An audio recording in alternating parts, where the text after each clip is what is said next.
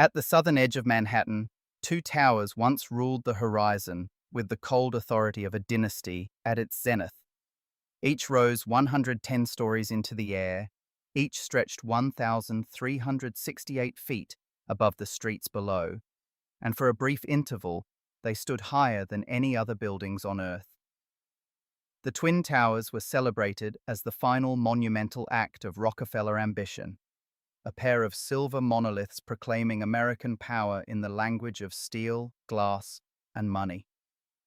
They seemed inevitable once they were built, as if they had always belonged to New York. But grandeur has a habit of concealing its foundations, and beneath the glamour of the World Trade Center lay a far less flattering inheritance.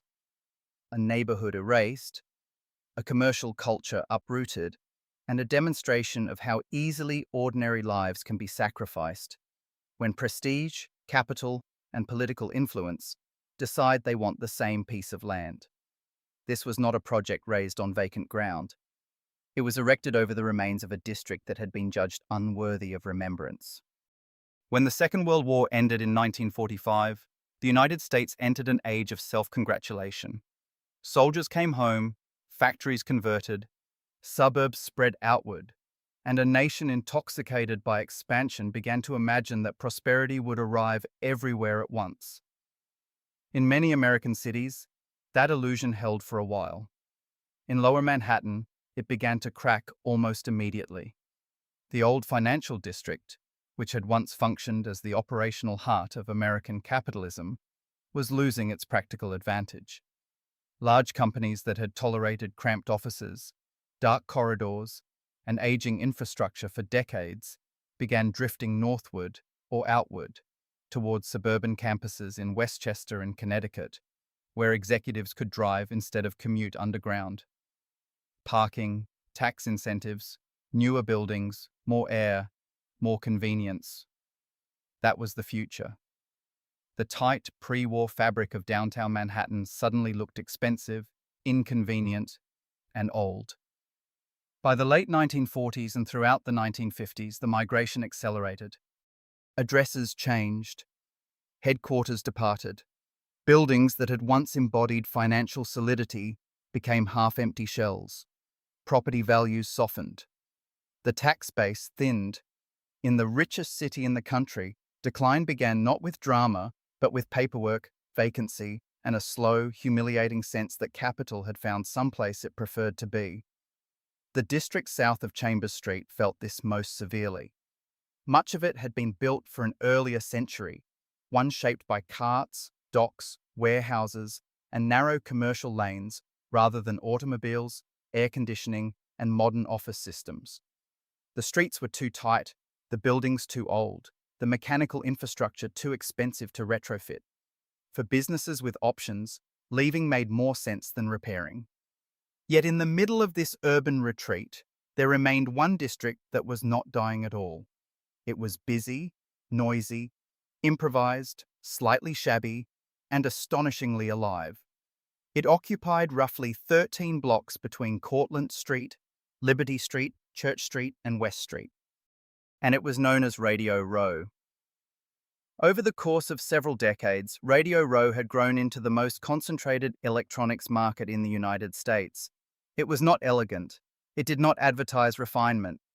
Nothing about it resembled the polished corporate order that planners like to associate with the modern city. Its buildings were mostly narrow walk-ups from an earlier era, practical rather than handsome, with crowded windows, hand-painted signs, and merchandise stacked wherever space allowed. But what looked chaotic from the outside was, in fact, an ecosystem of remarkable sophistication. Inside those storefronts were radio repair counters, television technicians, military surplus dealers, parts merchants, wire suppliers, vacuum tube specialists, and retailers selling the newest consumer equipment at prices that drew customers from across the Northeast. There were capacitors and resistors, soldering tools and speaker cabinets, oscilloscopes, switches, coils, connectors, strange discontinued components that could no longer be found through ordinary channels. If you were building something, fixing something, studying something, or inventing something, you came downtown. Most of the businesses were small and family-run. Many had been built by immigrants or by the sons of immigrants, people who had assembled livelihoods with modest savings, technical knowledge, relentless hours, and an instinct for trade. The architecture around them was forgettable. The economic culture within it was not. Street-level shops opened onto repair rooms and cramped offices. Upper floors held storage, workshops, or simple apartments. Everything was used. Nothing was ornamental. Yet the district worked with an elegance that had nothing to do with design and everything to do with density. Shops referred customers to one another. Competitors shared information when it served mutual interest. Expertise circulated informally. A teenager could begin by sweeping floors, learn the vocabulary of circuitry by listening, and over time become a technician, then a manager, then perhaps a proprietor. Long before electronics became an academic pathway, Radio Row functioned as a living apprenticeship system. It was also a serious economic engine. By the mid-1950s, the district directly supported tens of thousands of jobs: owners, clerks, repair specialists, warehouse workers, office staff, drivers, salesmen. Its annual business almost certainly reached into the tens of millions, though no one bothered to preserve a definitive accounting. It paid taxes, sustained families, and kept a body of practical knowledge in circulation at a moment when the city badly needed both revenue and employment. Customers travelled from neighbouring states because the district offered something modern retail could not: concentration, memory, specialization, and human expertise. You might walk in looking for one obscure tube or connector and leave having received a lesson in how the entire machine worked. That distinction mattered to the people who depended on Radio Row. It did not matter nearly enough to the people deciding what Lower Manhattan should become. To urban planners, downtown politicians, and the class of men who regarded cities as portfolios awaiting improvement, Radio Row represented an embarrassment from another age. Its buildings were old, its streets were crowded. Its businesses were too small to flatter anyone's idea of metropolitan greatness. It generated money, yes, but not the sort of money that came with marble lobbies, multinational tenants, or headlines announcing a new era. Radio Row looked productive to those inside it and expendable to those above it. David Rockefeller belonged unmistakably to the second group. Born in 1915, the youngest son of John D. Rockefeller Jr., he inherited not only wealth but a form of American legitimacy that functioned almost like sovereign privilege. By the post-war years, Rockefeller fortune had moved far beyond oil into banking, philanthropy, property, and institutional influence. David was polished, highly educated, internationally minded, and perfectly positioned to convert family stature into civic power. He studied at Harvard, earned a doctorate from the University of Chicago, served during the war, and entered banking in 1946. By 1960, he was chairman and chief executive of Chase Manhattan, one of the most powerful financial institutions in the world. His office was downtown, his family interests were downtown, and downtown, from his perspective, was sliding. When values in Lower Manhattan began to weaken in the early 1950s, Rockefeller had a choice. He could accept the district's deterioration and protect his interests elsewhere. Or he could attempt something far grander, an intervention so large that it would not merely improve the neighborhood but redefine it. He chose the second path. In 1956, he organized the Downtown Lower Manhattan Association, which sounded like a broad, public-minded coalition, but functioned, in practice, as a strategic instrument for redevelopment. Studies were commissioned, experts were consulted. Conclusions arrived with suspicious consistency. Lower Manhattan, these reports argued, required a dramatic remaking. Its street pattern was obsolete. Its building stock no longer met the demands of modern commerce. It needed a signature project, something vast enough to reverse the district's loss of prestige and draw institutional tenants back downtown. The obstacle was that such a transformation could not be executed by ordinary market forces. Private developers did not possess the legal tools or financial patience required to clear entire blocks of occupied businesses and replace them with monumental office construction. Rockefeller needed an entity with powers beyond those of the private sector, and New York already had one. The Port of New York Authority, created as a bi-state agency, had been intended for transportation infrastructure, but it possessed unusually broad authority. It could condemn property, issue bonds backed by future revenue, and operate outside many ordinary municipal constraints. Even more useful, it answered chiefly to governors. In 1960, David's brother Nelson Rockefeller was serving as governor of New York. Suddenly, the family influence, the redevelopment vision, and the machinery of state power were in alignment. The remaining task was to identify a site that could be described not as living real estate, but as a problem. Radio Row was almost perfect for that purpose. The land sat near the Hudson, close to infrastructure the Port Authority already controlled. The district could be portrayed as shabby. Its buildings were visually unimpressive. Its businesses were fragmented. Its political power was negligible. Most of the city would never notice what vanished there, and those who did could be told that what replaced it would be nobler, richer, cleaner, taller, more important. A neighborhood of small proprietors and technicians could never compete, in public imagination, with the promise of a global landmark. By 1960, the conclusion had effectively been reached behind closed doors. Radio Row was not being studied as one possible district among many. It was being prepared for sacrifice. In its place would rise a project grand enough to restore downtown prestige, protect elite real estate interests, and announce that Lower Manhattan still belonged to the class of men who believed cities should reflect the scale of their ambition. The shopkeepers unlocking their doors each morning did not yet know it, but the district that had taken decades to build was already being counted as something finished. It was still open for business. It was still crowded with customers, parts, voices, expertise, routine. But it had entered the last season of its life. The men with money had decided the neighborhood no longer fit the future.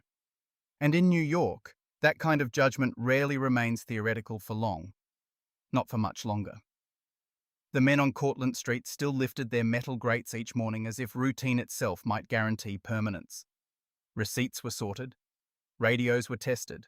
Customers were greeted by name. Nothing in those mornings suggested that the district had already been marked for extinction in private rooms far above it.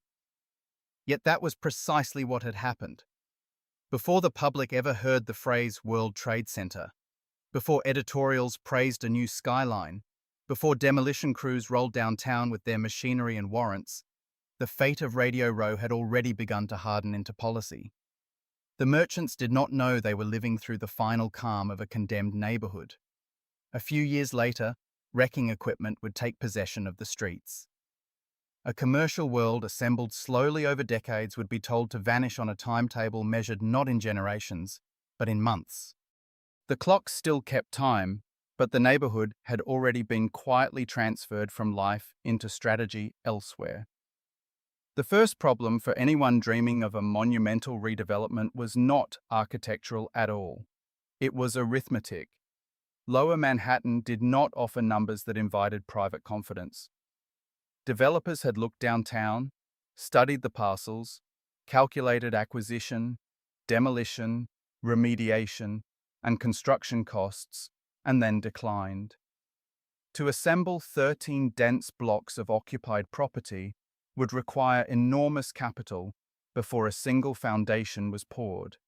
Clearing the site, modernizing utilities, stabilizing the ground, and erecting towers grand enough to justify the exercise would push the total into the realm of fantasy.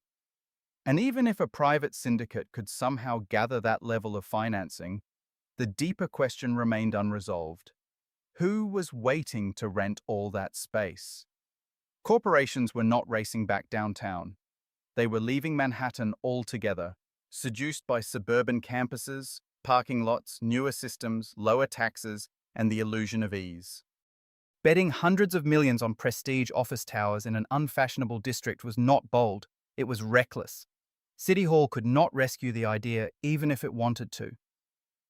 New York was already strained by deficits and burdened by the obligations of an aging metropolis. Mayor Robert Wagner did not possess a treasury capable of underwriting a speculative monument. Municipal borrowing might support piecemeal improvements, but not a skyline-defining gamble at the scale David Rockefeller imagined. It was in no condition to finance the tallest office complex in the world. That reality narrowed the field to one institution, the Port of New York Authority. The agency had access to money because it could issue revenue bonds backed by bridge and tunnel income. More importantly, it possessed a legal elasticity unavailable to ordinary developers. It could condemn property. It could move across municipal obstacles with unusual freedom. It answered not to neighborhood sentiment, but to power at the state level. And by 1960, it had another motive, one less public but equally important. It needed a new reason to matter. The authority's great age of transportation construction was nearing completion. The agency that had once justified its extraordinary powers through infrastructure now faced an institutional danger familiar to all bureaucracies. Success could make it seem less necessary. Without another enormous undertaking, the Port Authority risked looking overbuilt for a mission already fulfilled. Such organizations rarely accept graceful diminishment. They seek a second life, a larger portfolio, a fresh rationale for power. Austin Tobin understood this perfectly. As executive director, he had spent 2 decades turning the Port Authority into something more formidable than a technical board and more ambitious than a public utility. Under Tobin, it became a quasi-governmental empire of engineering expertise, political influence, and financial independence. He understood that institutions, like dynasties, seldom remain static with dignity. They enlarge or they weaken. A project on the scale of a World Trade Complex offered Tobin almost everything he could want. Years of design and construction, a grand public role, and the seductive possibility that the entire enterprise might be framed as self-supporting through future rents. Just growth dressed as vision. So Rockefeller and Tobin began speaking seriously in 1960, and they did so in the manner favored by powerful men who understand that opposition is easiest to defeat before it has been informed. The plan was not meant to emerge from consensus. It was meant to arrive with the polished force of inevitability. First, the concept would be stabilized in private. Then the public would be told. The political conditions were unusually favorable. Nelson Rockefeller, as governor of New York, controlled his state's influence over the Port Authority Board. New Jersey would require persuasion, but persuasion was available in the form of jobs, contracts, regional prestige, and the familiar promises that accompany grand development schemes. A huge project in Lower Manhattan could be sold as an interstate triumph. By the following year, the broad outlines had solidified. The Port Authority would build a World Trade Center in Lower Manhattan, a complex supposedly devoted to global commerce, international business, and the modern future. And at its center would stand twin towers tall enough to seize back the title of tallest buildings on Earth. Once that ambition was fixed, site selection ceased to be an open question and became an exercise in justification. Several locations were studied. Each came with complications. Again and again, however, Radio Row returned as the preferred answer. It was cheap by Manhattan standards because the buildings were old. Ownership was fragmented, which meant no single landlord could mount a commanding defense. The location sat close to the Hudson and near infrastructure already controlled by the Port Authority. And perhaps most useful of all, the neighborhood could be described in language that made dispossession sound civic-minded. That language was blight. In post-war America, blight was one of the most elegant weapons in the redevelopment vocabulary. It sounded clinical, responsible, almost hygienic. Once applied, it transformed thriving but unfashionable streets into evidence of failure. Legally, the designation helped justify eminent domain by suggesting that a district had become harmful, deficient, or somehow unworthy of its own continuation. But blight was elastic. It could mean structural decay. It could mean poor sanitation. It could mean outdated systems, insufficient return on land value, or simply the fact that men in offices preferred another use for the site. Radio Row did contain old buildings. Many dated to the late 19th or early 20th century. Their elevators were slow. Their wiring had been adapted over time. Their layouts were unsuited to corporate tenants accustomed to polished modern towers. Yet these supposed inadequacies were meaningful only if one assumed the neighborhood ought to become something else. For electronics merchants, repair shops, and specialized retailers, the district functioned exactly as required. Cheap rent, proximity, dense foot traffic, informal exchange, accumulated trust. Those were the luxuries that mattered. To replace that ecosystem with premium office space was not to improve it. It was to destroy the very conditions that made it productive. The studies commissioned in Rockefeller's orbit had little interest in that distinction. They catalogued what the area lacked by elite commercial standards and treated those lacks as proof of civic deficiency. The conclusion had been sitting in the room before the data arrived. Radio Row would be called obsolete, and once it was called obsolete, its removal could be described as progress. The people whose livelihoods depended on the district knew none of this as it unfolded. Most were too busy doing business to imagine they were the subject of a redevelopment strategy. They worried about inventory, suppliers, customers, rent, margins, repairs. They did not have informants in boardrooms. They were not invited into conversations between Rockefeller and Tobin. Then, on January 28, 1960, the veil lifted all at once.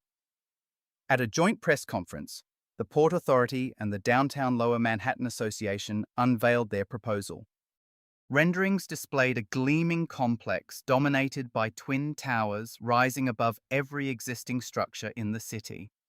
The estimated cost was given as $280 million. The language was triumphant: renewal, trade, prestige, rebirth, and the site, described in the measured geometry of planning language, corresponded unmistakably to Radio Row.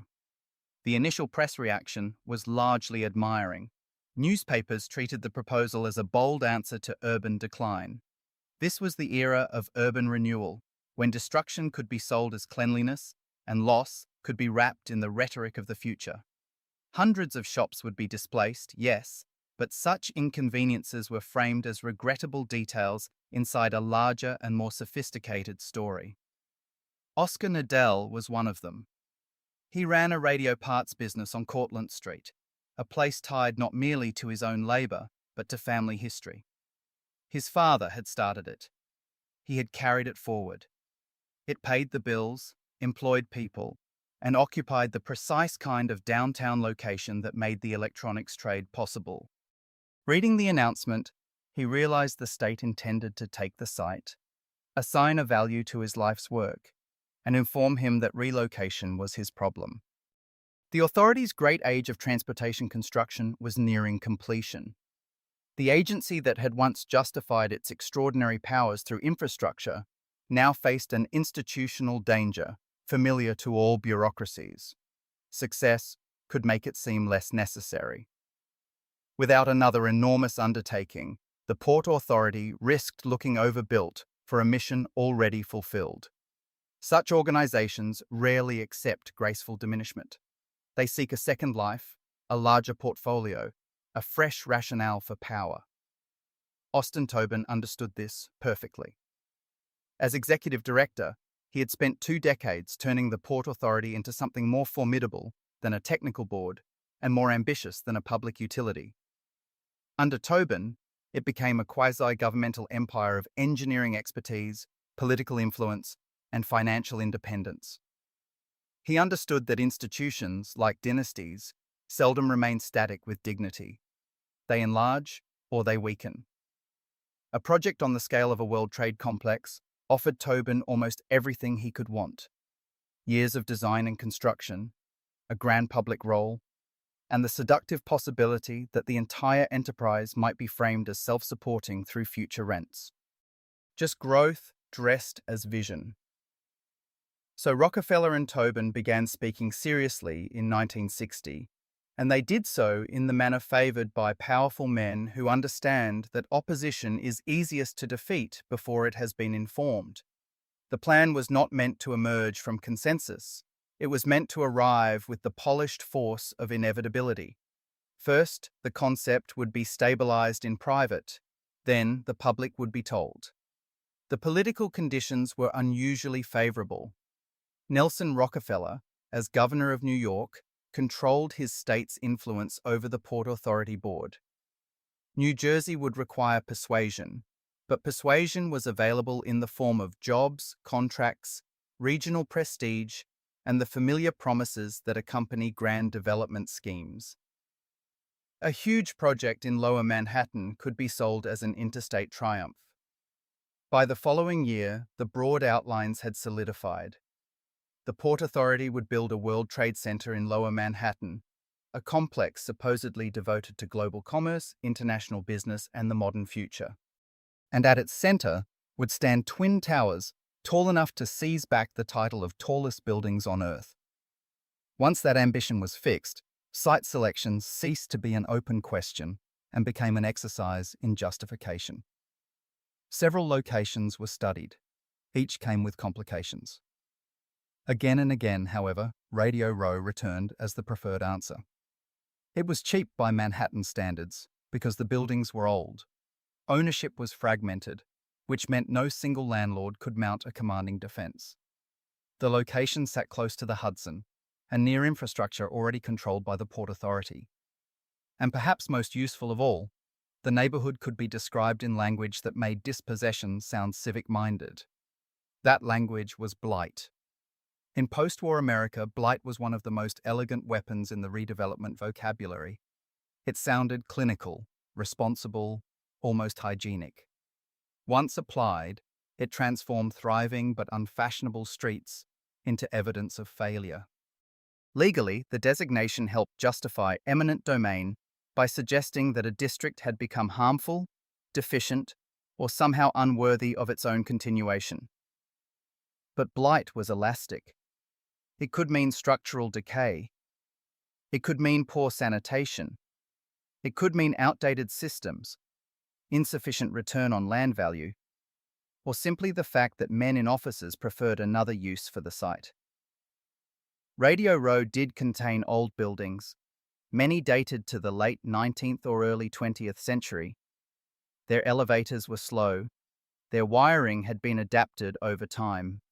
Their layouts were unsuited to corporate tenants accustomed to polished modern towers. Yet these supposed inadequacies were meaningful only if one assumed the neighborhood ought to become something else. For electronics merchants, repair shops, and specialized retailers, the district functioned exactly as required. Cheap rent, proximity, dense foot traffic, informal exchange, accumulated trust. Those were the luxuries that mattered.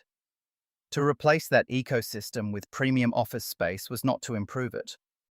It was to destroy the very conditions that made it productive. The studies commissioned in Rockefeller's orbit had little interest in that distinction. They catalogued what the area lacked by elite commercial standards and treated those lacks as proof of civic deficiency. The conclusion had been sitting in the room before the data arrived. Radio Row would be called obsolete, and once it was called obsolete, its removal could be described as progress. The people whose livelihoods depended on the district knew none of this as it unfolded.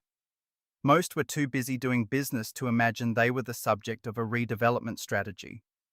They worried about inventory, suppliers, customers, rent, margins, repairs. They did not have informants in boardrooms. They were not invited into conversations between Rockefeller and Tobin. Then, on January 28, 1960, the veil lifted all at once. At a joint press conference, the Port Authority and the Downtown Lower Manhattan Association unveiled their proposal. Renderings displayed a gleaming complex dominated by twin towers rising above every existing structure in the city. The estimated cost was given as $280 million. The language was triumphant. Renewal, trade, prestige, rebirth. And the site, described in the measured geometry of planning language, corresponded unmistakably to Radio Row. The initial press reaction was largely admiring. Newspapers treated the proposal as a bold answer to urban decline. This was the era of urban renewal, when destruction could be sold as cleanliness and loss could be wrapped in the rhetoric of the future. Hundreds of shops would be displaced, yes, but such inconveniences were framed as regrettable details inside a larger and more sophisticated story. Oscar Nadell was one of them. He ran a radio parts business on Cortlandt Street, a place tied not merely to his own labor but to family history. His father had started it. He had carried it forward. It paid the bills, employed people, and occupied the precise kind of downtown location that made the electronics trade possible. Reading the announcement, he realized the state intended to take the site, assign a value to his life's work, and inform him that relocation was his problem. For older proprietors, the prospect of rebuilding under higher rents and with weaker foot traffic was often intolerable. Some retired earlier than planned, not out of comfort, but exhaustion. Others held out as long as possible, forcing formal condemnation proceedings and extracting the only revenge still available to them: delay.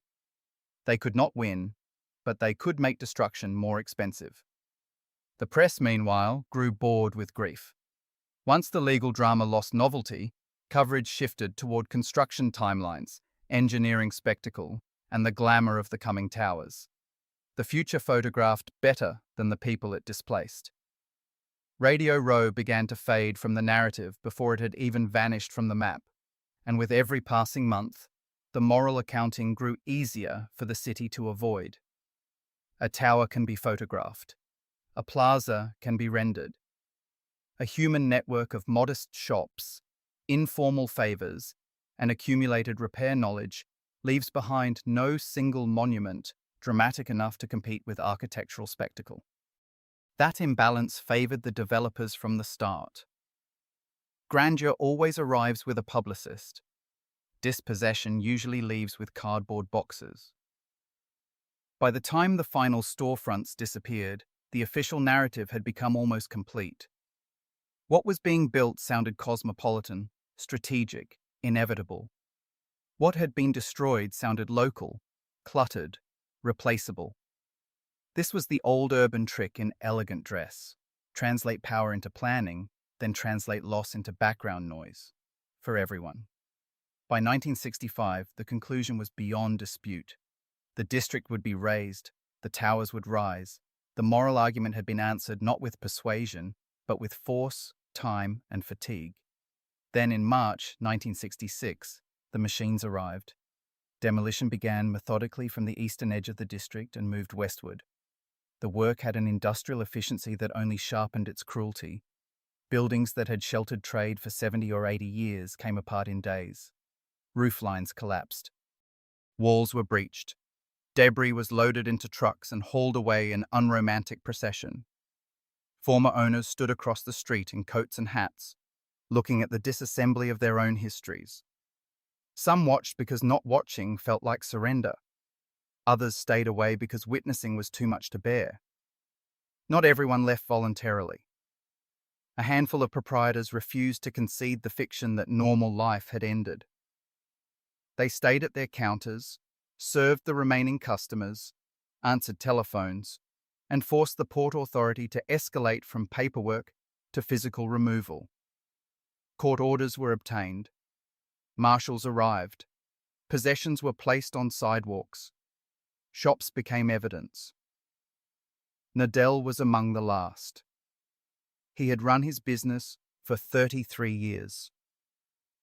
The shelves around him represented more than inventory.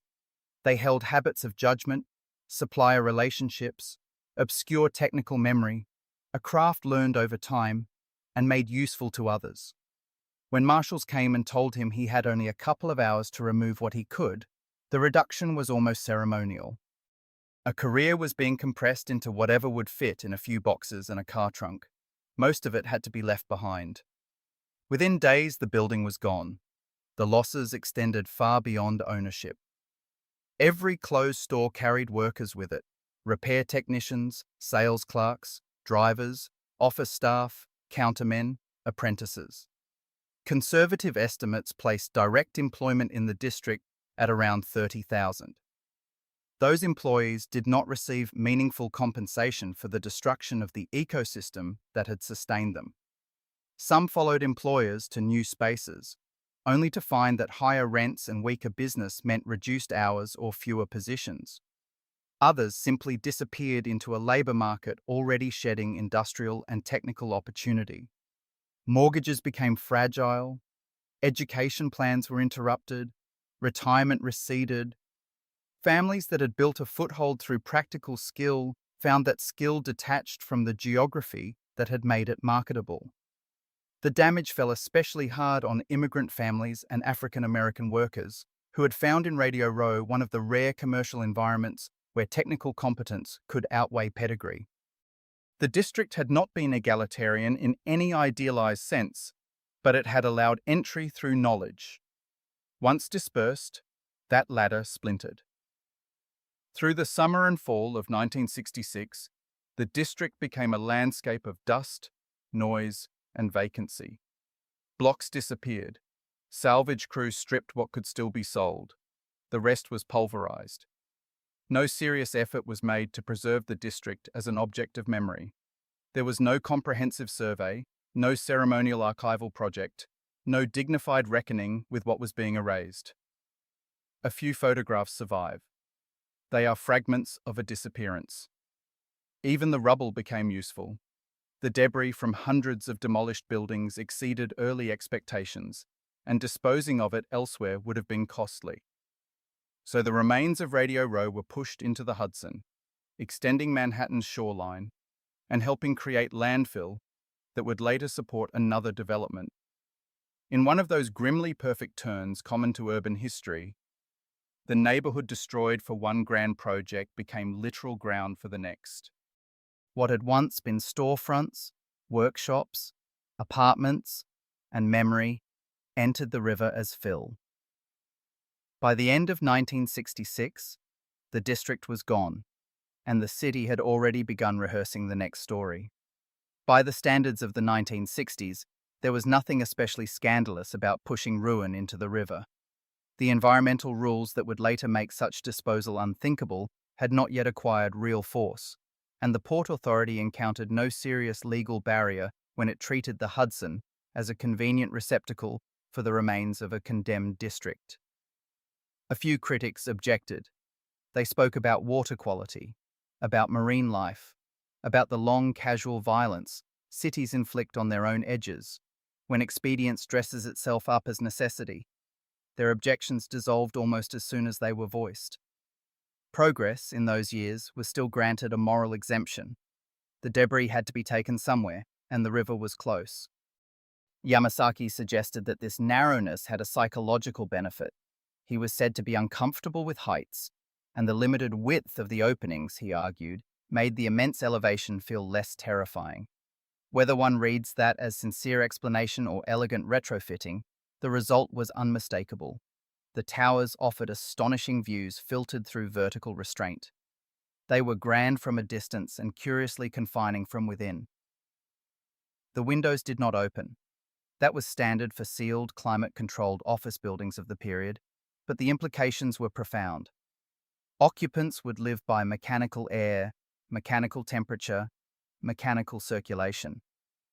Fresh air, like spontaneity, was not part of the system.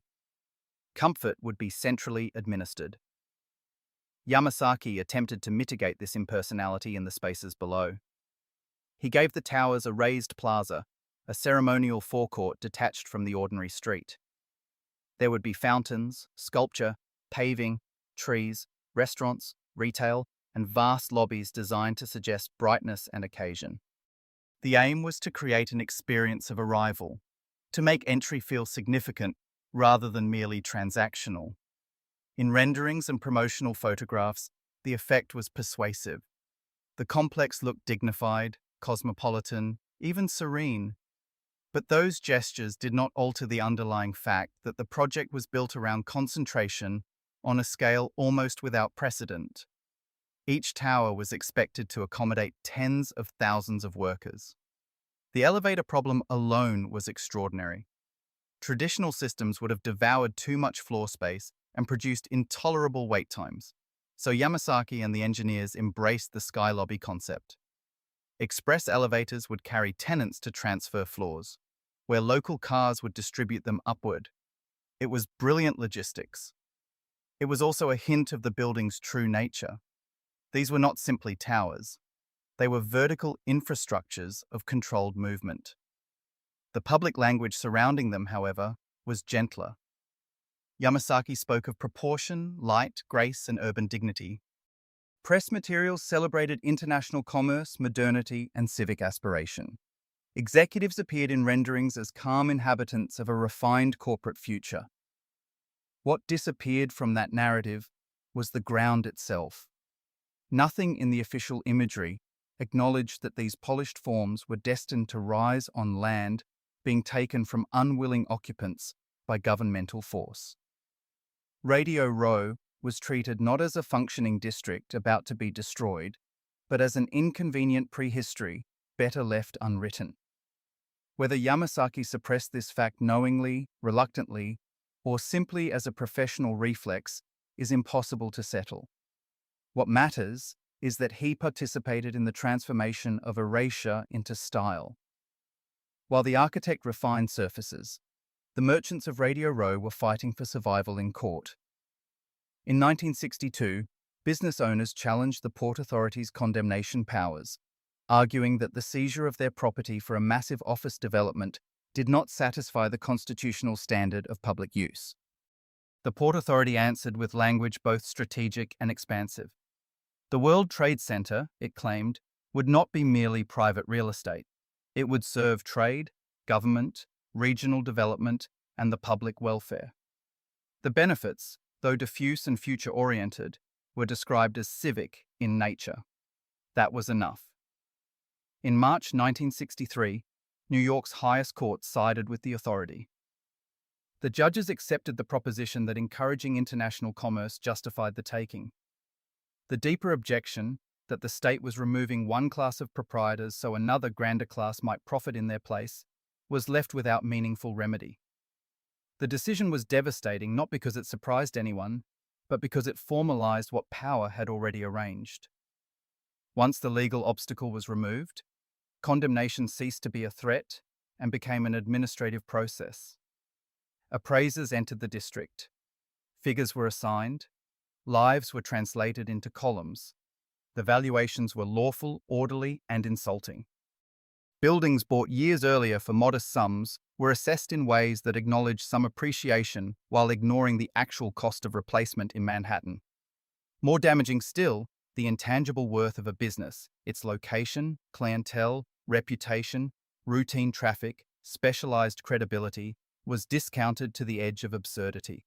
Goodwill could not be neatly quantified, and what cannot be neatly quantified is often treated by institutions as if it barely exists. A shopkeeper might be compensated for shelving, inventory, and lease value while receiving almost nothing for the ecosystem that made those assets meaningful.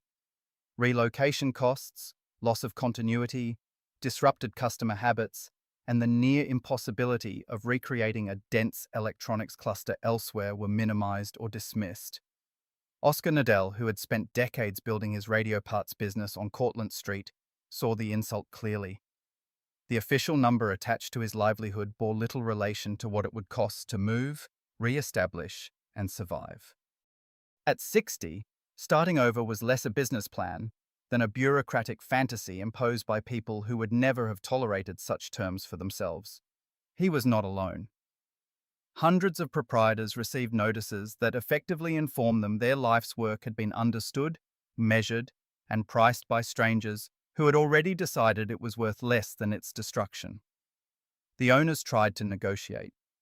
They sought better appraisals, more time, relocation support, some recognition that a commercial district could not simply be uprooted and reassembled like office furniture. The concessions were minor. Tobin wanted the land cleared. Delay invited scrutiny. Speed protected momentum. By 1964, the pressure had become unbearable. Some proprietors settled because there was no rational alternative. Others closed and liquidated, reducing years of accumulated stock to clearance tables and handwritten signs. Shops that had once been nodes in a larger urban circuitry became isolated endings. The district began to unravel unevenly. A few owners moved elsewhere in Manhattan or into the outer boroughs, but the essential value of Radio Row had never resided in any single address. It lived in concentration. It lived in adjacency. Customers came because one errand could become 10 discoveries within a few blocks. Apprentices rose because knowledge circulated from storefront to storefront. Suppliers, repairmen, engineers, students, hobbyists, and bargain hunters all moved through the same compressed geography. Once dispersed, the district was not merely inconvenienced, it was fundamentally broken. By the opening months of 1967, the ground where Radio Row had stood was almost unrecognizable. 13 blocks of Lower Manhattan had been emptied with bureaucratic thoroughness.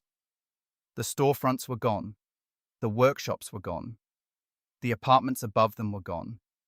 The patterns of trade, apprenticeship, gossip, argument, and daily survival that had animated those streets were no longer visible in any material form. What remained was absence organized into acreage. The site had been converted from neighborhood into opportunity, from a living commercial ecology into a clean developmental surface, awaiting the next performance of power. Radio Row survived only in the memories of former proprietors and employees, in legal papers from a fight already lost, and in the private bitterness of people who had learned that a city can erase you while speaking in the language of civic virtue. David Rockefeller never publicly lingered over the violence required to make the World Trade Center possible. He did what old power often does when it wins decisively. He elevated the conversation above the level of injury. When he spoke of renewal, competitiveness, investment, and the future of Lower Manhattan as an international center of commerce. His tone was managerial, almost antiseptic. What had been destroyed to clear the way was treated as regrettable clutter at the edge of a much nobler vision. Austin Tobin was no different. The Port Authority's public statements shifted smoothly from condemnation to celebration. Press releases praised the scale of the undertaking, the modern techniques that would be required, the prestige New York would acquire, the jobs that construction would create. The fact that the site had recently sustained hundreds of operating businesses and thousands of livelihoods scarcely entered the official story. It was as if the land had passed from blight to destiny without ever containing ordinary people in between. Minoru Yamasaki maintained the same polished silence. In interviews, he discussed architectural proportion, the emotional experience of height, the search for beauty within modern engineering. He spoke of civic grace and the hope that the towers might ennoble the skyline. He did not speak of the merchants who had been forced out so his composition could rise. The omission was not incidental. It was part of the project's social architecture. The World Trade Center could be sold as an emblem of progress only if the public was encouraged to forget that progress had required dispossession. Style was doing moral work. There was, in all of this, a peculiar hierarchy of seriousness. Technical problems were treated as worthy of intelligence. Moral problems were treated as sentimental afterthoughts. How do you keep the Hudson out of a foundation pit? A respectable question. How do you ship 22-ton steel units across a continent on schedule? Another respectable question. How do you ventilate a sealed building for tens of thousands of workers? How do you move them vertically with acceptable efficiency? How do you finance overruns without alarming bond markets? These were the kinds of questions institutions admire because they flatter expertise. But the prior question, whether a public authority should have been allowed to uproot a commercially viable district in order to build speculative office towers for a more prestigious class of tenant, never received the same caliber of public inquiry. The courts had answered it narrowly, and that narrow answer was treated as sufficient. Once legality had been secured, conscience could be dismissed as nostalgia. In this sense, the World Trade Center was not only an engineering achievement, it was also an achievement of social editing, a demonstration of how completely a city can redirect attention from the violence of acquisition to the glamour of execution. By the time the towers neared completion, most New Yorkers had been taught to look up. Very few were encouraged to look back. That redirection was itself a kind of masterpiece, more political than architectural. A city persuaded to marvel at height, innovation, and civic daring while forgetting the humbler forms of value that had been displaced beneath them. Repair knowledge, family capital, neighborhood trust, and the stubborn dignity of people without publicists. Once the site had been cleared, the next phase began with a problem less sentimental and more formidable. The towers could not simply be placed on Manhattan soil like decorative objects. Their foundations needed to reach bedrock, and in lower Manhattan, bedrock lies far below the street, beneath layers of fill, clay, silt, and accumulated urban geology. Worse still, the western edge of the site sat only a short distance from the Hudson River. Digging a massive excavation that near the waterfront by conventional means would have invited disaster. Water would seep through the ground, pressure would destabilize the pit, and the entire site might collapse into mud and flood. Before the towers could rise, engineers first had to solve the question of how to hollow out a deep foundation at the edge of a river without letting the river come in and claim it. The answer was a slurry wall, a method already known in Europe but never attempted in the United States on a scale so audacious. The principle was simple to describe and difficult to execute. Workers would carve a trench around the perimeter of the site in carefully measured sections. As each cut was opened, it would be filled immediately with a dense mixture of water and bentonite clay.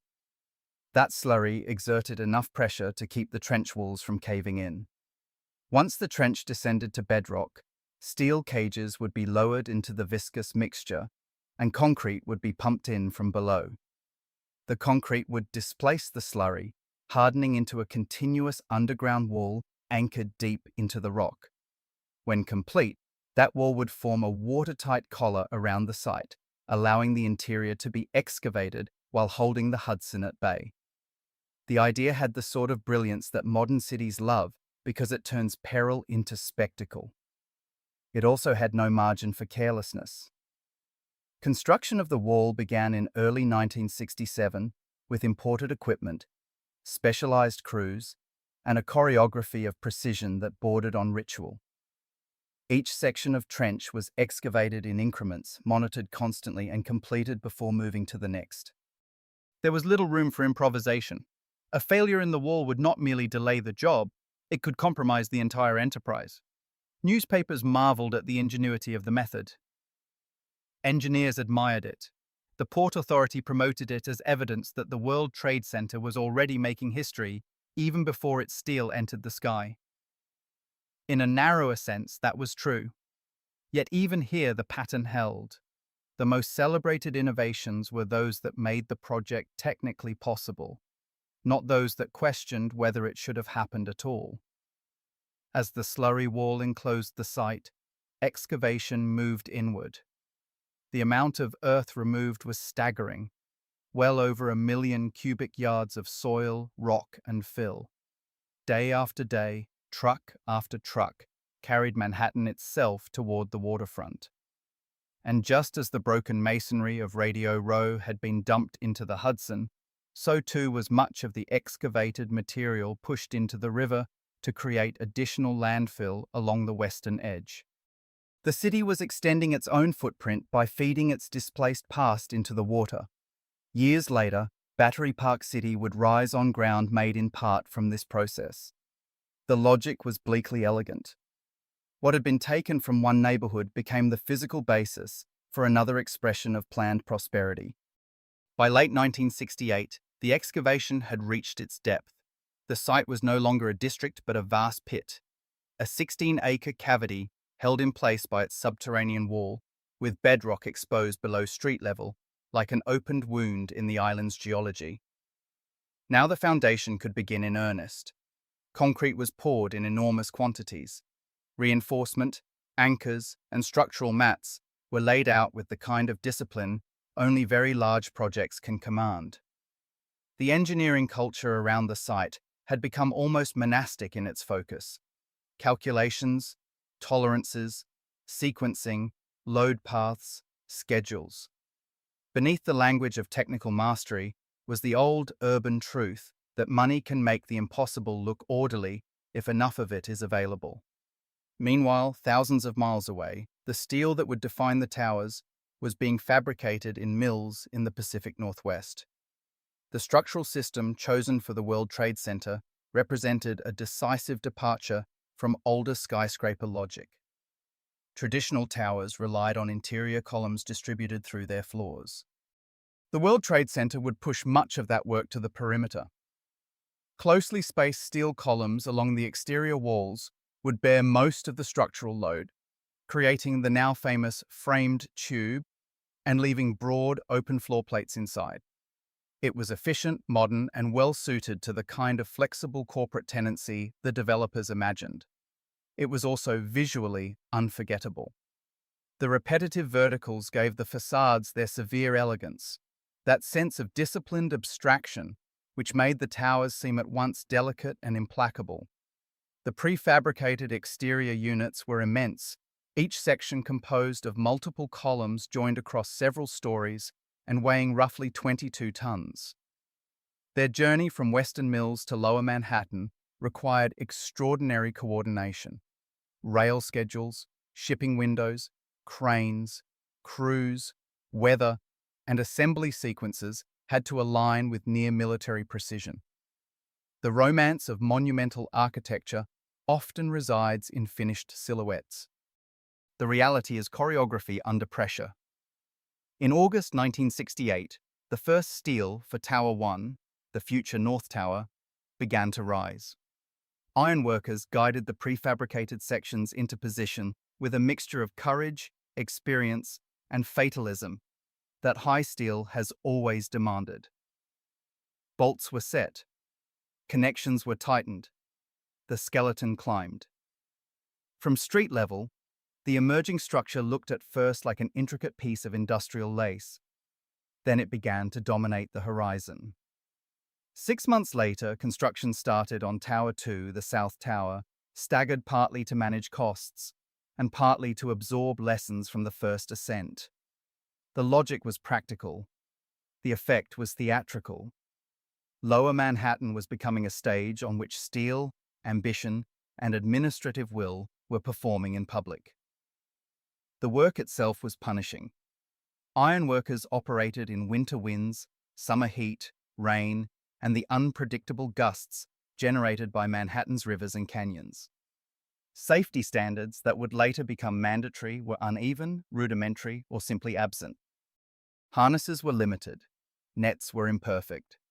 A misstep at altitude was often final. Men crossed beams high above the city carrying tools, guiding loads, balancing the speed of the job against the ordinary instinct for self-preservation.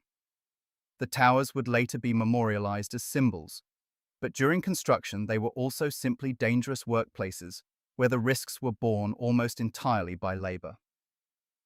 In January 1970, one of those risks became permanently visible. Carl Koch, an ironworker 36 years old, fell from the 44th floor. He left behind a wife and children. The Port Authority issued statements, reaffirmed its concern for safety, and the job continued. That, too, was part of the architecture of great projects. Death acknowledged briefly, then folded into schedule. Koch was not the only one. More workers would die before the complex was finished. The exact number remains contested, as such numbers often do when institutions control records, and the distinction between dying on the site and dying later in a hospital becomes administratively useful. Estimates vary from a handful to more than a dozen. Each number, however presented, conceals the same fact. Families paid for the skyline with lives that rarely entered the speeches of dedication. Despite the danger, the towers climbed rapidly. By 1970, they had risen decisively above their neighbors. By the time each reached 80 stories, their intention was unmistakable. These were not additions to the skyline. They were acts of conquest. Yet even as the steel advanced, the budget was beginning to unravel. The early estimate of $280 million had always contained a certain ceremonial optimism, the kind often attached to projects that need public blessing before they reveal their true cost. Foundation challenges proved more expensive than expected. Steel prices rose, labor costs climbed, custom engineering at every level introduced complexities that ordinary office buildings did not face. By 1971, the estimate had swollen to roughly $600 million. By completion, it would exceed $900 million. The Port Authority had ways of absorbing such overruns. It could issue more bonds, lean on toll revenues, and rely on the aura of institutional permanence that reassures lenders. But money on that scale attracts scrutiny, and Austin Tobin had to defend the project in increasingly careful terms. He emphasized public value. The complex, he said, would stimulate commerce, provide offices for government and trade organizations, attract visitors, and strengthen New York's standing in the world. What was less often emphasized was that the overwhelming bulk of the rentable space would be leased to ordinary private tenants at market rates. The project's language remained public. Its economics were more ambiguous. Time also betrayed the original promises. Completion had once been projected for 1972. Weather delays, labor friction, technical complexity, and the sheer difficulty of constructing the tallest buildings on Earth pushed that schedule into 1973. Yet the delays did not reduce the ceremonial certainty with which the project was described. The towers were too large to be spoken of as anything but destiny. The first tenant entered the North Tower in December 1970, and the symbolism was awkward. The tenant was the Port Authority itself. It was practical, certainly. The agency needed space, but it also exposed an uncomfortable reality. Outside demand was not yet matching the rhetoric. The towers were rising magnificently, but the market had not lined up in eager anticipation. Their grandeur was assured before their economic logic was. The North Tower topped out in late 1970. The South Tower reached its full height in July 1971. At 1,368 feet each, the pair surpassed the Empire State Building and claimed the title that had motivated so much of the enterprise. From afar, they looked serene, even inevitable, two silver instruments of modern order. Up close, they were products of technical improvisation, labor risk, swollen debt, and a political culture that had already decided the spectacle was worth whatever had been erased to achieve it. When the official dedication finally took place on April 4, 1973, the pageant unfolded exactly as powerful institutions prefer. Dignitaries gathered, speeches were delivered, governors, commissioners, financiers, and designers celebrated vision, perseverance, and achievement. Yamasaki appeared as the refined artist of the enterprise. Rockefeller was praised as a civic strategist. The Port Authority was cast as the executor of a historic public triumph. The narrative was splendidly complete. New York had reasserted itself. Engineering had conquered difficulty. Ambition had been rewarded with form. What the ceremony did not acknowledge was almost more important than what it did. There was no serious mention of the district that had occupied the site before the excavators arrived. No pause for the 800 businesses that had been cleared away. No accounting for the workers displaced, the proprietors undercompensated, the legal theories stretched to favor redevelopment, the dead who had fallen during construction, or the river that had received so much of the city's unwanted material without being granted a voice in the matter. The World Trade Center was introduced to the public as a triumph purified of origin. That purification was not accidental. It was the final luxury of the whole enterprise, the ability to make power appear not merely effective, but innocent. And so the towers entered New York as monuments already wrapped in selective memory. Their beauty, such as it was, had been paid for in fragments. Shops turned to dust, family businesses reduced to appraisals, men lost on high steel, budgets expanded under the shelter of institutional confidence, and a moral argument permanently buried beneath technical accomplishment. By the spring of 1973, all of that had been absorbed into the official version of events, where elegance spoke louder than loss, and the city, as it so often does, chose to admire the silhouette rather than examine the ground. The ceremony carried the polished confidence of old power congratulating itself. Officials praised vision, scale, commerce, renewal. They celebrated height, engineering, and civic ambition. What they omitted mattered more. The merchants erased from the map were absent from the language of triumph. The workers whose livelihoods disappeared with Radio Row were given no place in the official memory of the day. Families uprooted so the towers could rise were treated as disposable prehistory. History had been curated until only the gleaming version remained. The applause was immaculate. The moral bookkeeping had already been buried. But the buildings themselves were about to reveal a humiliation no speech could disguise. They were complete. They were immense.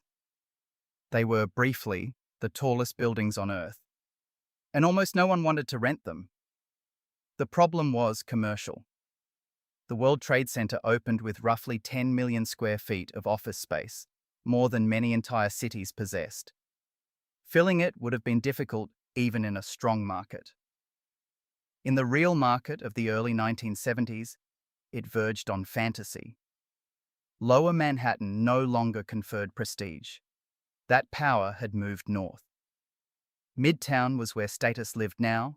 Park Avenue, 6th Avenue, Madison Avenue, the polished corridors where banks, law firms, and major corporations preferred to be seen. Business followed business. Influence clustered around itself. The World Trade Center, for all its height, stood in the wrong social geography. Its location created a second problem. It was downtown but felt remote. Transit was less convenient than in the city's most desirable office districts. After business hours, the neighborhood emptied with startling speed. There were too few restaurants, too little retail, too little of the incidental life that makes an address feel coveted rather than merely usable. The Port Authority assumed companies engaged in international trade would see the complex as a natural home. They did not. Corporations lease for advantage. They wanted communications, convenience, proximity to clients, and the reassurance of a district already validated by their peers. The World Trade Center offered spectacle. It did not offer enough of the rest. By mid-1973, the numbers were embarrassing. Occupancy was weak. Entire floors remained dark. The Port Authority itself took substantial space, becoming its own tenant to reduce the visible emptiness. State agencies occupied additional floors, their presence eased by politics and convenience. These tenants provided camouflage. From the outside, the towers looked active. In leasing terms, the private market was delivering a harsher verdict. The corporations the complex had supposedly been built to attract were staying away. The financial consequences were serious. Nearly $900 million had been borrowed to bring the project into existence. That debt was supposed to be supported by rent. But with occupancy far below expectations, revenues lagged badly behind obligations. The Port Authority began covering the gap with money generated elsewhere in its empire, especially bridge and tunnel revenues. That created a quiet scandal. The agency had long defended its autonomy by insisting its projects would sustain themselves. Now commuters paying tolls were effectively helping subsidize half-empty office towers sold as a public triumph. Criticism spread beyond the balance sheet. Architecture, once praised, became fair game. Some found the narrow windows oppressive, the endless vertical ribs severe to the point of hostility. The sealed facades, dependent entirely on mechanical air, gave the buildings an airless, unsettling quality. The plaza between the towers, so elegant in renderings, often felt bleak in practice, windswept, oversized, joyless. People crossed it rather than inhabited it. There was one obvious success. When the observation deck opened atop the South Tower in late 1973, tourists came in great numbers. The views were undeniable. From that height, New York arranged itself into pure drama: harbor, rivers, bridges, and the glittering logic of the grid. The deck generated revenue and favorable publicity. But tourists do not stabilize a real estate strategy built on long-term office leases. Souvenir dollars could not rescue millions of vacant square feet. At the same moment, the broader economy turned hostile. The oil crisis of 1973 drove energy prices upward and pushed the country into recession. Companies postponed moves, trimmed budgets, and avoided expensive commitments. A giant new office complex in an inconvenient location became even harder to sell. Then New York entered its own season of humiliation. Years of budget strain and declining revenues pushed the city toward fiscal collapse. By 1975, the crisis had become national news. Credit tightened, services were cut, layoffs spread, maintenance faltered, crime rose. The city that was supposed to be validated by the World Trade Center seemed to be unraveling around it. In that atmosphere, the towers looked less like a solution than a symptom.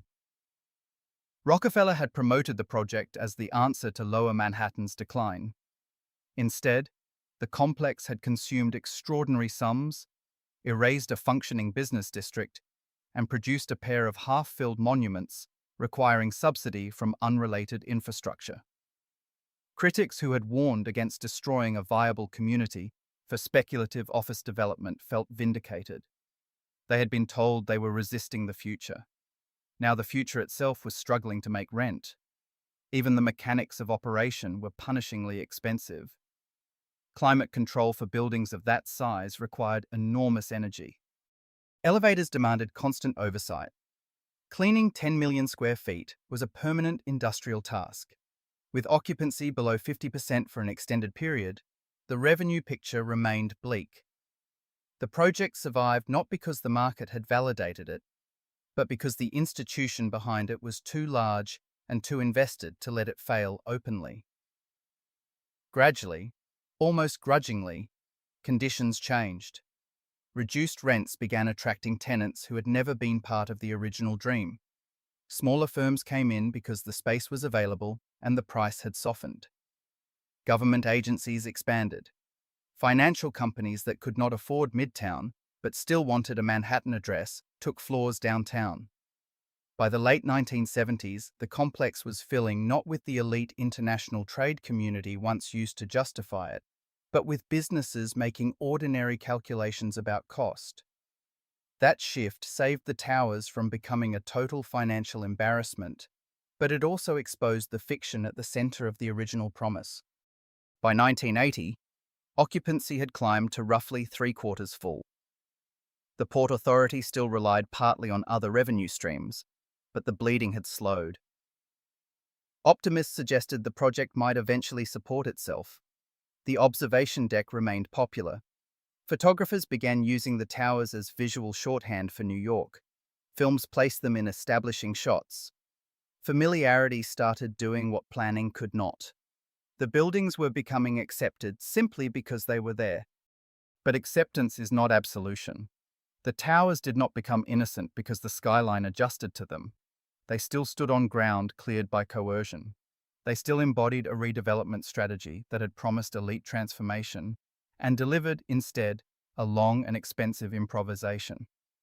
Corporate prestige did not meaningfully return downtown because two monumental buildings had been erected there. Midtown remained the preferred address. The market had rejected the grandest part of Rockefeller's thesis. That failure was never fully absorbed into the family narrative.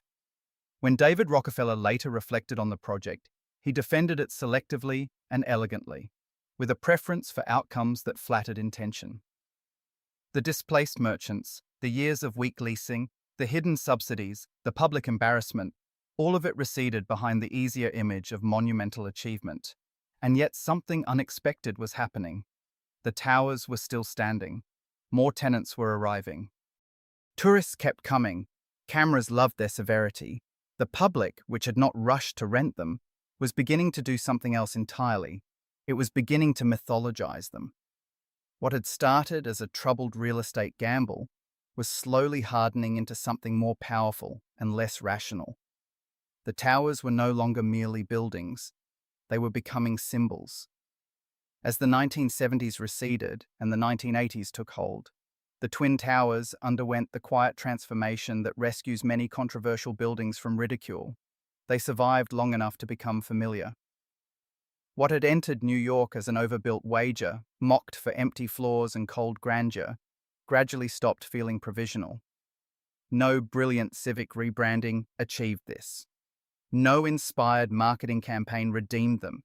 They simply remained, day after day, immense and unavoidable until the eye surrendered. What had once looked like Rockefeller's grand mistake began to settle into the city's visual bloodstream. The skyline accepted them first. The public followed. By then, the city had performed its oldest act of accommodation. It had taken a failed bet, repeated it in photographs, folded it into routine, and called the result destiny. Children learned the skyline with the towers already in place. Visitors assumed they had always belonged there. Familiarity, not innocence, was what transformed them. New York had not forgiven the buildings. It had simply grown used to them entirely. Tourism accelerated the conversion. The observation deck became one of the city's signature attractions, carrying millions upward each year for the privilege of seeing Manhattan reorganized by altitude. Streets that felt chaotic below became geometry from above. Rivers framed the island with a kind of ceremonial calm. Nearby, windows on the world turned height into luxury, offering the peculiarly New York spectacle of expensive dining with the entire city posed outside the glass. Executives brought clients. Couples marked anniversaries. Visitors paid gladly for the sensation of floating above American finance. Photography did the rest. The towers reproduced beautifully, which is another way of saying they adapted perfectly to myth. They appeared on postcards, in guidebooks, in advertisements, in films, in television, establishing shots. A glimpse of those twin rectangles was enough to announce New York. In time, they stopped representing one contested project and began standing in for the city itself. Popular culture sealed the change. When King Kong climbed one of the towers in the 1976 remake, the scene did more than entertain. It fixed the buildings in the global imagination more effectively than any Port Authority campaign ever could. By the mid-1980s, the financial picture had improved enough to quiet the early embarrassment. Occupancy rose. The promised international trade elite never arrived in quite the numbers once imagined, but other tenants filled the void. Financial firms moved in, law offices followed, government agencies remained. Lower rents and simple market adjustment had succeeded where prestige had failed.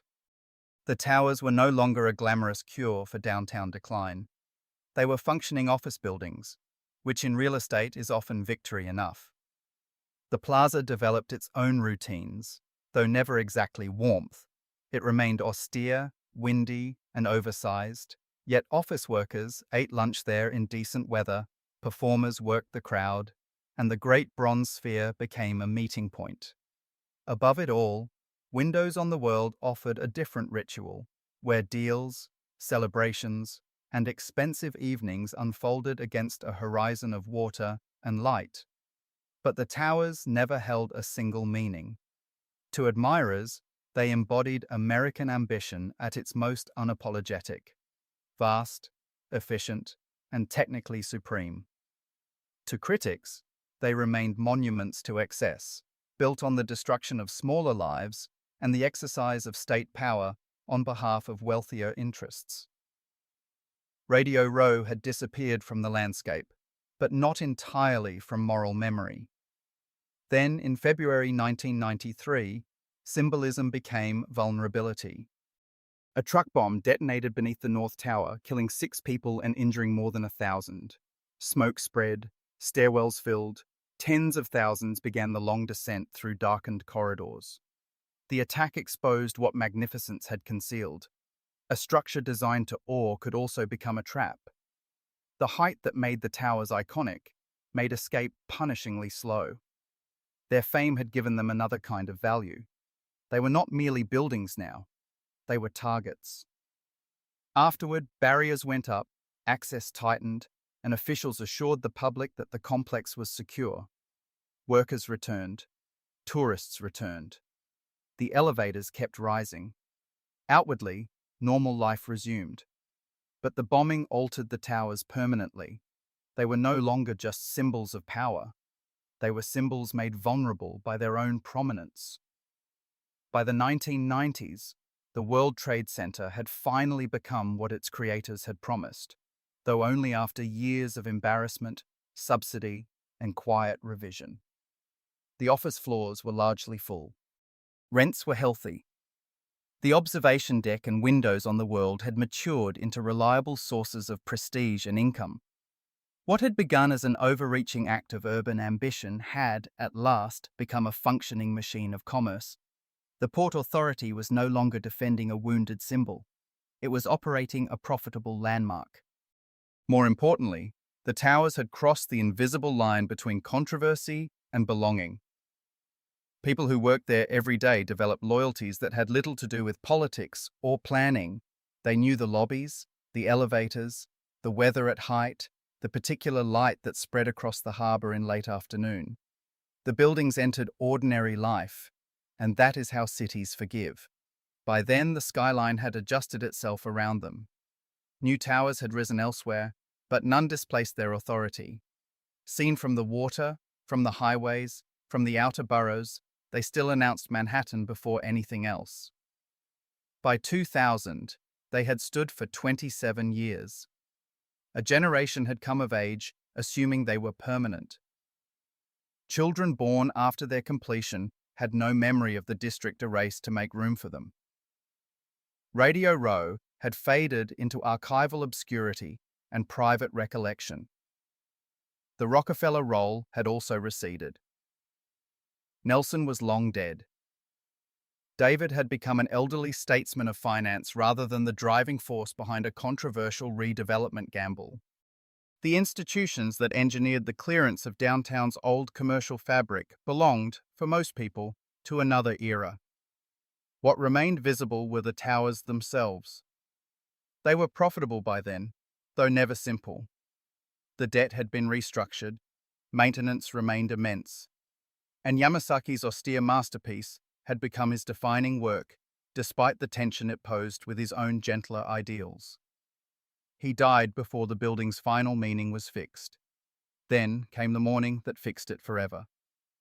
September 11th, 2001, began under a clear sky. Tens of thousands went to work as they had on so many other mornings. At 8:46 a.m., the first plane struck the North Tower. 17 minutes later, the second hit the South Tower. At 9:59, the South Tower fell. At 10:28, the North Tower followed. In less than 2 hours, what had taken years to conceive, clear, finance, litigate, excavate, and build was gone. Nearly 3,000 people were killed. After that, every earlier argument was overrun by grief.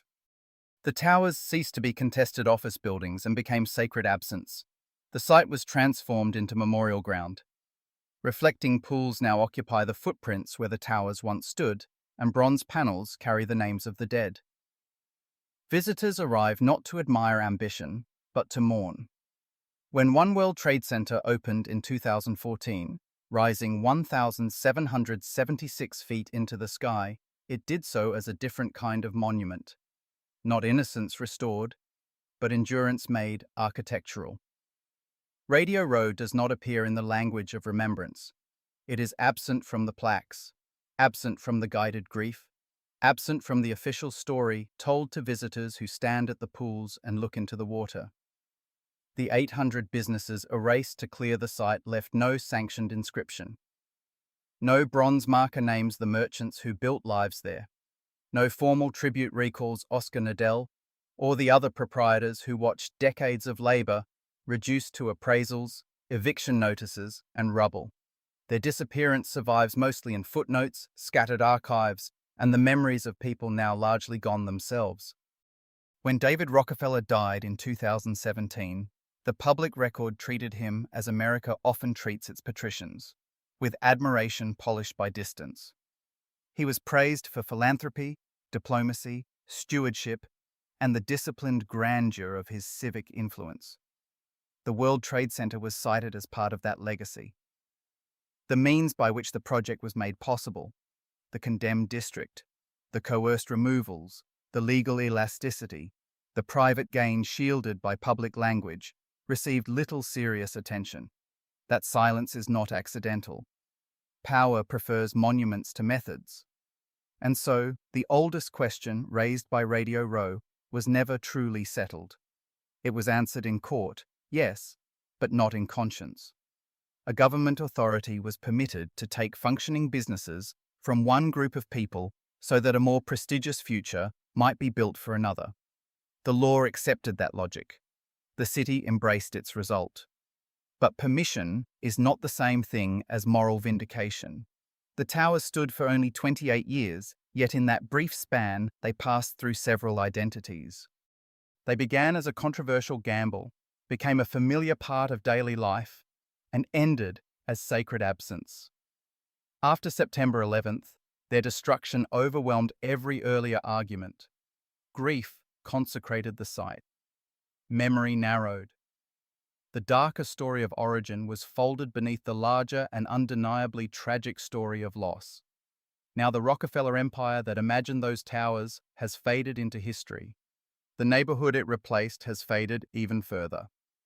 The buildings themselves survive only in photographs, films, reflections, and the voids where they once stood. What remains, in the end, is not merely nostalgia. It is a harder set of questions. Who gets to decide what a city becomes?